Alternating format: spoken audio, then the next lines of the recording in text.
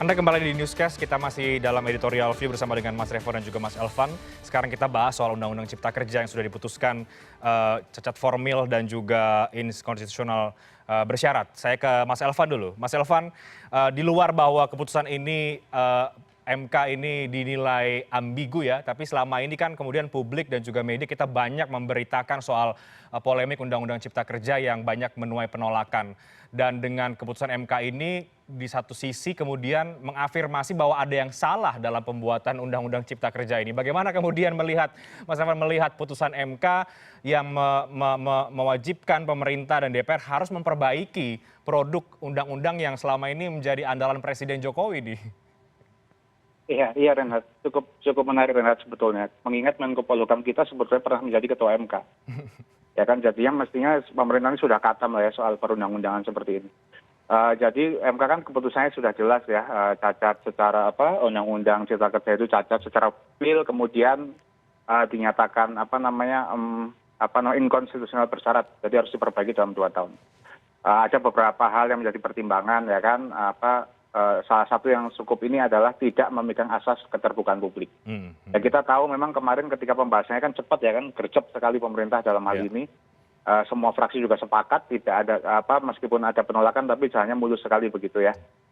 Kemudian selain itu juga ada ambigu soal omnibus law ini, penggabungan atau revisi dan lain-lain, ini sangat teknis. Yang menarik dari sisi itu adalah pendapat 2 hakim MK. Ya, 2 hakim MK yang memberikan pertimbangan khusus dalam kaitan penghormatan terhadap respect, protect, dan fulfill untuk memenuhi kebutuhan buruh. Ya, antara 4 hal ini yang kemudian mereka kalah tapi ya, karena yang 5 lainnya menganggap ini sudah cacat formil sehingga tidak usah masuk ke dalam persoalan yang diujikan. Antara lain adalah soal jangka waktu perjanjian kerja waktu tertentu, soal relasi pengusaha outsourcing ya kan, kemudian perihal pengupahan dan pembayaran pesangon dalam kasus PHK. Ini yang kemudian ramai sekali sekarang.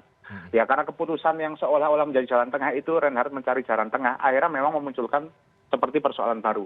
Jadi sekarang bertanya-tanya orang, dasarnya untuk pengupahan, kenaikan upah misalnya itu apa? Ya, aturan yang mana gitu ya? Ya aturan yang dipakai itu apa? Akhirnya menjadi membingungkan. Saya kira itu yang kemudian menjadi kontroversi sekarang, dan pemerintah memang langsung menerima dampaknya, demo di mana-mana segala macam. Saya kira pemerintah presiden khususnya harus segera mengambil langkah lah ya, jangan sampai hal-hal seperti ini, perundang-undangan seperti ini tidak tuntas, tidak khatam. Ya ini jarang sekali terjadi dan seharusnya tidak terjadi seperti saya tadi sebutkan. Kita punya ketua MK di kabinet gitu. Jadi perlu segera diperbaiki. Ya ini masih untung nih MK ngasih jalan nih. Ya kan disuruh perbaiki 2 tahun. Ini sebenarnya unik kan, MK tuh masih ngasih jalan tuh unik. Biasanya MK kalau begitu putus jebret inkonstitusional gitu. Ini betul-betul jalan, wah ini seperti win-win gitu loh. MK mau ngambil win-win atau sebaliknya saya nggak tahu, tapi kira-kira kompromi. Mudah-mudahan tidak betul ya, mudah-mudahan tidak betul. Mengingat 2 dari hakim MK itu memberikan pandangan yang lebih dalam, tetapi kemudian atas keputusan bersama tentunya tidak masuk ke substansi karena cacat formil, jadi selesai di depan dulu nih. Jadi tidak ngotak-atik pasal di dalam. Tentunya kita tunggu nih perbaikannya seperti apa, dan tentu kita media tentu berjuang bersama agar hak masyarakat itu kemudian diberikan dengan baik oleh negara. Gitu, karena negara kan harus menjamin kan soal kehidupan yang layak untuk masyarakat gitu. Oke. Mas Elvan, artinya ketika keputusan ini terkesan ambigu, artinya ini bukan berarti buruh bisa bernafas lega ya, karena kemudian pemerintah tampaknya masih ngotot dalam tanda kutip begitu bahwa aturan yang dipakai tetap pengupahan adalah aturan yang baru, bukan kemudian aturan yang harusnya tidak berlaku karena dianggap aturan itu sudah dikeluarkan ketika putusan MK. Ya saya kira karena MK memberikan diskon waktu 2 tahun kepada pemerintah untuk memperbaiki. Jadi memang ini bukan kemenangan buruh juga sebetulnya gitu loh. Karena memang masih buruh pun boleh lah gitu.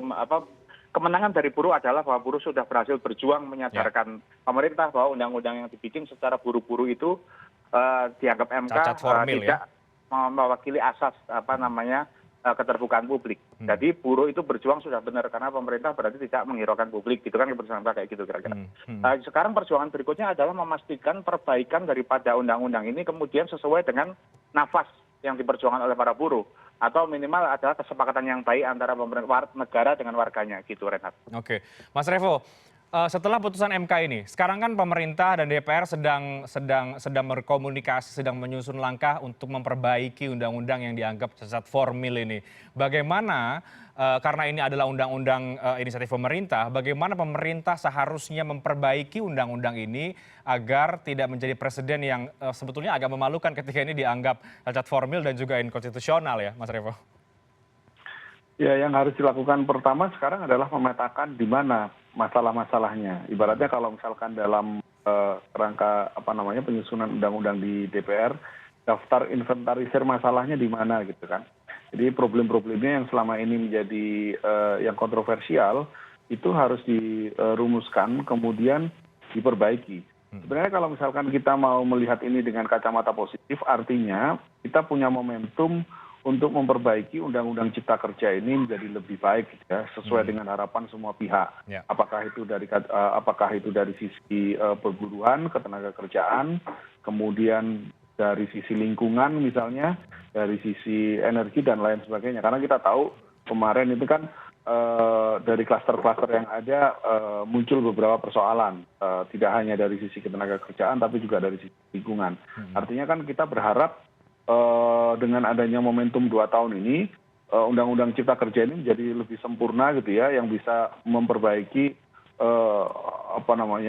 bisa mewakili hajat hidup orang banyak, kemudian secara ekonomi dan secara lingkungan itu bisa bertumbuh dengan baik gitu, dan lain sebagainya gitu ya, untuk sisi yang lebih positif gitu. Artinya kita sebenarnya sebagai media harus turut mengawal proses ini ya, Renda, 2 tahun gitu ya, 2 tahun. Karena memang tadi dikatakan oleh Mas Elvan, sebenarnya ini jalan tengah gitu ya, dari apakah ini jalan tengah atau bukan, tapi saya juga sepakat bahwa ini adalah jalan tengah yang diputuskan oleh Mahkamah Konstitusi. Karena tidak semua dari undang-undang cipta kerja ini kan buruk ya, ada juga yang memang baik dan memang harus dibutuhkan gitu. Klaster penyiaran misalnya itu ya, dengan adanya undang-undang cipta kerja ini kan artinya sudah ada kepastian gitu bahwa tahun depan akan analog switch off dan kita akan migrasi ke digital penyiaran gitu ya, digitalisasi penyiaran. Suatu hal yang kalau misalnya kita menunggu undang-undang penyiaran yang sudah dirumuskan dari bertahun-tahun yang lalu, sudah lebih dari 10 tahun tapi nggak kelar-kelar juga gitu, nggak selesai-selesai juga gitu. Nah, tapi kan kita juga perlu ada kepastian ketika nanti migrasi ke penyiaran misalnya dalam konteks kita sebagai pekerja televisi, itu nanti bagaimana, apakah tetap analog switch off di November 2022. Nah kemudian nanti kalau misalkan dalam 2 tahun DPR tidak bisa memperbaiki undang-undang ciptaker, lantas seperti apa nasibnya gitu kan. Nah saya pikir ini yang harus kita kawal sama-sama ya, Reinhardt ya. Ini kita jadikan momentum untuk memperbaiki undang-undang cipta kerja supaya lebih memenuhi atau setidak-tidaknya itu pas dengan hajat hidup masyarakat atau bangsa Indonesia secara keseluruhan gitu. Oke. Mas Revo, perlukah kemudian kita media mendorong pemerintah untuk melibatkan partisipasi publik yang lebih besar lagi? Karena soal partisipasi ini ternyata juga yang menjadikan salah satu alasan bahwa undang-undang ini dianggap cacat formil, terutama mungkin pada klaster ketenagakerjaan yang direspon oleh para buruh kemarin. Nah, bagaimana melihat soal partisipasi publik yang harus dilibatkan oleh pemerintah dan juga mungkin DPR, kalau kemudian kita juga mengkaitkan dengan apa yang diperjuangkan oleh para buruh dari undang-undang cipta kerja ini? Iya, kan memang hal keterwakilan publik dan partisipasi publik dalam penyusunan undang-undang cipta kerja itu kan yang memang paling bermasalah di dalam penyusunan kemarin. Tahun lalu kalau kita melihat track record pemberitaan misalnya, itu kan memang sangat terkesan DPR itu memaksakan diri. Gitu. Ketika kita masih awal-awal pandemi, kemudian langsung bersidang dan pada akhirnya kemudian memutuskan undang-undang cipta kerja. Pada saat itu kan kita tahu, Reinhardt ya, banyak pihak yang menilai sebaiknya penyusunan undang-undang cipta kerja ini ditunda karena sebaiknya bangsa ini masih harus fokus terhadap penanganan pandemi. Ditambah pada saat itu dengan adanya pandemi ini kan para ahli juga berpendapat, kita semua khawatir gitu ya, keterwakilan publik atau partisipasi publik dalam penyusunan undang-undang ini menjadi menjadi tidak optimal. Dan pada akhirnya ini kan yang kemudian ditangkap, salah satunya ya, ditangkap oleh Mahkamah Konstitusi, bahwa dalam proses penyusunannya Undang-Undang Cipta Kerja ini bermasalah dalam keterwakilan dan partisipasi publik. Nah, ke depan kita semakin, lagi-lagi karena kita sudah semakin terbiasa dengan pandemi dan kita sudah menemukan berbagai cara gitu ya untuk mengganti pertemuan-pertemuan fisik dengan pertemuan virtual, artinya partisipasi publik dalam perbaikan Undang-Undang Cipta Kerja ini mutlak harus dilakukan gitu. Mutlak harus dilakukan, DPR bersama pemerintah harus menyusun inventarisir masalahnya di mana, kemudian diundanglah stakeholder atau pemangku kebijakan dan pihak-pihak yang terkait dengan pasal-pasal yang dinilai bermasalah tersebut. Bagaimana pendapat-pendapat mereka harus disaring dengan matang, kemudian bisa menjadi pertimbangan untuk menyusun Undang-Undang Cipta Kerja ini menjadi lebih baik lah gitu, Reinhardt. Oke, jadi ada hal-hal yang memang perlu diperhatikan oleh pemerintah dalam perbaikan Undang-Undang Cipta Kerja ini, tapi juga ada sebetulnya Undang-Undang Cipta Kerja ini juga tidak selamanya kemudian negatif ya. Ada banyak poin-poin yang juga menjadi penting. Salah satunya adalah soal Undang-Undang Penyiaran analog switch off di tahun depan yang kemudian tadi Mas Revo sampaikan. Saya ke Mas Elvan lagi terakhir, Mas Elvan dan juga Mas Revo. Kita kembali kemudian ke soal ambiguitas dari putusan MK. Mas Elvan, kalau kemudian ini dianggap putusan ini ambigu, kompromistis mungkin, dan juga karena mencari jalan tengah gitu ya. Selama 2 tahun ini tentu dari keputusan ini akan ada banyak dampak ya yang harus diantisipasi oleh ya mungkin semua pihak atau mungkin juga para pihak-pihak yang keberatan seperti buruh dan juga dengan klaster ketenagakerjaan itu. Iya Reinhardt, jadi salah satu pertimbangan MK dengan memberi waktu 2 tahun itu kan alasannya karena beberapa peraturan sudah berjalan saat ini. Jadi sehingga maka ini tetap berlaku begitu. Makanya inkonstitusionalnya bersyarat pertimbangannya itu. Dan kemudian pertimbangan-pertimbangan kayak gitu kan ya seperti seolah-olah ini memang betul seperti itu gitu kan. Tentu kita tidak dalam posisi siapa salah siapa benar, tapi nyatanya keputusan sudah seperti itu. Banyak pakar yang mengkritisi keputusan MK itu sebagai ambigu, salah satunya Denny Indrayana ya, itu berbicara cukup keras dengan beberapa dalilnya gitu, karena memang orang tata negara juga.